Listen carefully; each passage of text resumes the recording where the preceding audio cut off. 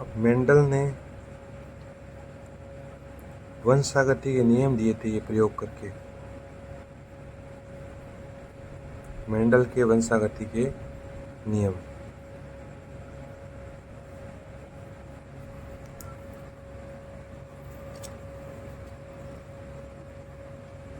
इसने पहला नियम क्या दिया था? प्रभाविता का नियम, लॉ ऑफ डोमिनेंट, प्रभाविता का नियम। इसके पहले नियम का नाम है प्रभाविता का नियम। मतलब F1PD में जो लक्षण प्रभावी होते हैं वही प्रकट होते हैं। जो लक्षण प्रभावी होते हैं,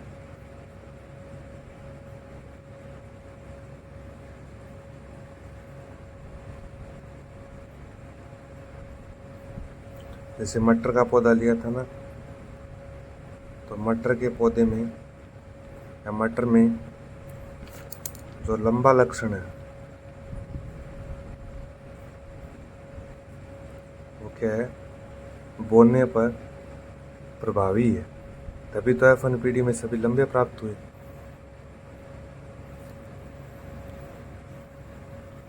और बोनापन क्या है प्रभावी।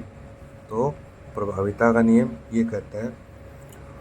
इसके अपवाद भी है, क्योंकि उस समय मेंडल ने जो नियम दिए थे बाद में वैज्ञानिकों ने अध्ययन किया, तो केवल मटर के पौधे पर तो ये नियम लागू हो रहा था। एक दूसरा पौधा है, वो आगे नाम बताऊंगा, उस पर ये लागू नहीं हो रहा था नियम, इसलिए इस नियम के अपवाद है।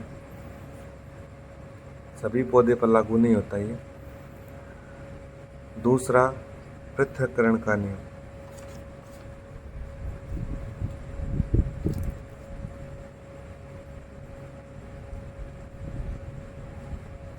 पृथक्करण का नियम, लॉ ऑफ सेग्रीगेशन, ये इसको दूसरा नाम है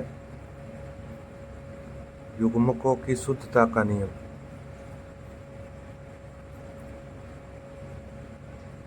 शुद्धता का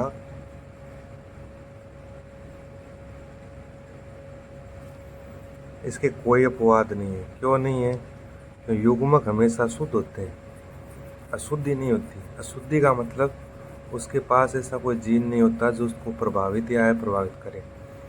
जैसे मैंने इस जनक पीढ़ी ली थी, टी ली थी, और उसके युग्मक बनाए थे टी और टी। अभी एक युग्मक, इसके पास कोई दूसरा जीन ही नहीं इसको दबाने के लिए या प्रभावित करने के लिए, तो ये हमेशा शुद्ध है।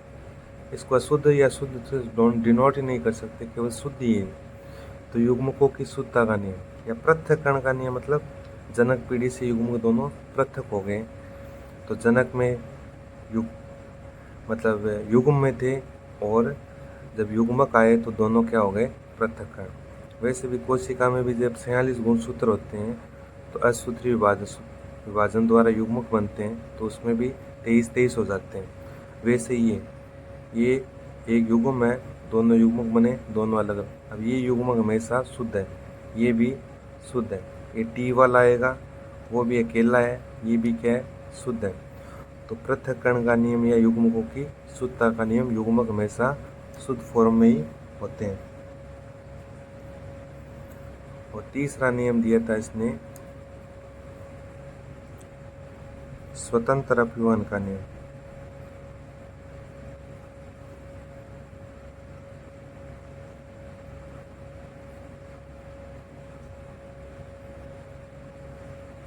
स्वतंत्र अपव्यूहन का नियम,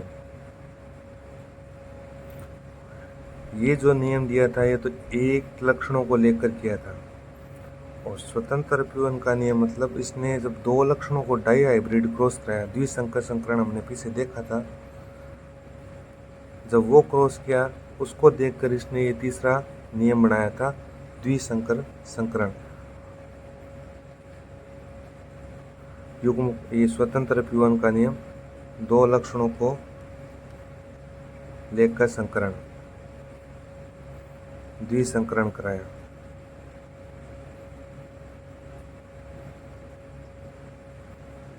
उसने क्या बताया कि द्विसंकरण में दो लक्षण थे, F1 पीढ़ी में प्रभावी थे, वो प्रभावी हो गए, वो ही पौधे प्राप्त हो गए। लेकिन जब F2 पीढ़ी आती है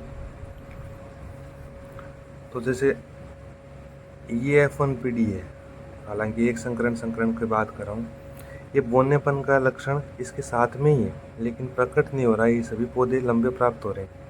लेकिन जब F2 पीढ़ी आएगी तो ये बोना पौधा भी प्राप्त होगा, मतलब ये इसके साथ तो रह रहा है जीन, लेकिन ये इसको साथ साथ रह रहा है, तब तो इस पर प्रभावित कर रहा है इसको, लेकिन इसको नष्ट नहीं कर रहा है। ये आगे जाकर अपने प्रकट करेगा लक्षण, मतलब लक्षणों की वंशागति होती है, वो स्वतंत्र रूप से होती है। ये इसको दूषित नहीं करता, ऐसे नहीं इसको नष्ट ही कर देगा कि आगे बोने पौधे प्राप्त नहीं होंगे। साथ साथ रहते हुए भी आगे वाली पीढ़ी में अपने लक्षण प्रकट करेगा बोना। F2 पीढ़ी में अपन को बोना पौधा प्राप्त हुआ था, F1 पीढ़ी में तो प्राप्त ही नहीं हुए थे। तो मतलब दो लक्षणों को लेकर जब अपन द्विसंकरण कराते हैं तो लक्षणों की वंशागति स्वतंत्र रूप से होती है। ये द्विसंकर संकरण है, क्योंकि जो जीन दूर दूर होते हैं वो साथ वंशागति होने के लक्षण नहीं रखते। इसके नियम के अपवाद भी है।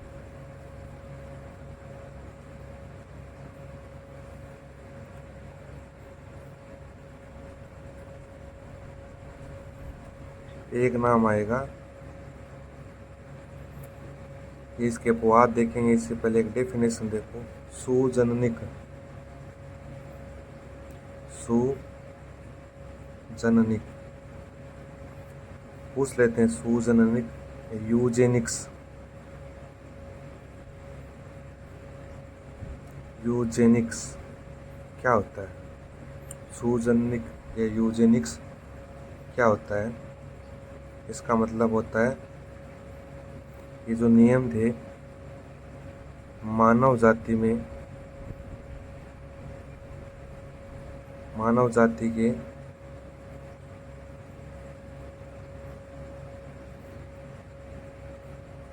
सुधार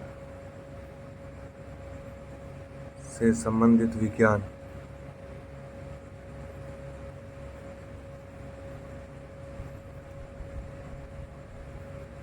की शाखा। अब इनका यूज मनुष्य में कई रोगों के निदान के लिए भी हुआ है। आगे इनका और रिसर्च हुआ। तो जैसे मानव जाति के सुधार से संबंधित कोई भी विज्ञान है, वो जीन संबंधित, उसने कोई बीमारी को न ख़त्म किया है, तो उसको बोलते हैं यूजेनिक्स या सुजननिक।